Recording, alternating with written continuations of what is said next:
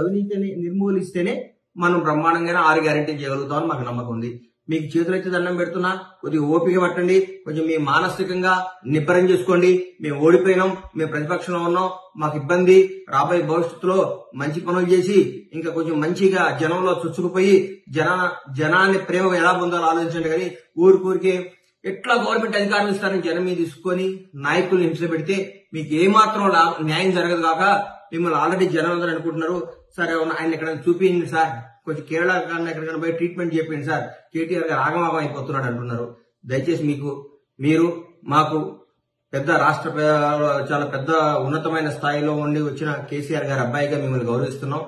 రాష్ట్ర నాయకులు కేసీఆర్ గారి అబ్బాయిగా మీకు గౌరవిస్తున్నాం, అభిమానిస్తున్నాం. అందుకంటే మిమ్మల్ని మేము ఏ విధంగా మేము చూడం. మీరు ఎప్పటికీ మా కేసీఆర్ గారి అబ్బాయే. మీరు నాన్నగారి పేరు చెడగొట్టకండి, మీ నాన్నగారి పేరు నాగం చేయకండి. ఆయన తెలంగాణ రావడంలో కూడా కీలక పోషించారని మేము నమ్ముతున్నాం. కాబట్టి మీరు దయచేసి కేసీఆర్ గారి పేరు చెడగొట్టొద్దని, బీఆర్ఎస్ పార్టీని అప్రతిష్ట పాలు చేయకుండా ప్రజా సమస్యలపై పోరాడండి, టైం ఇవ్వండి, అన్ని జరుగుతాయి. అన్యాయంగా ఊరికే మా ముఖ్యమంత్రి గారిని పట్టుకొని ఎట్లా బట్టి అట్లా మాట్లాడటం, మా మంత్రివర్గాన్ని మాట్లాడటం చేయకండి. అది మీకు మంచిది కాదు.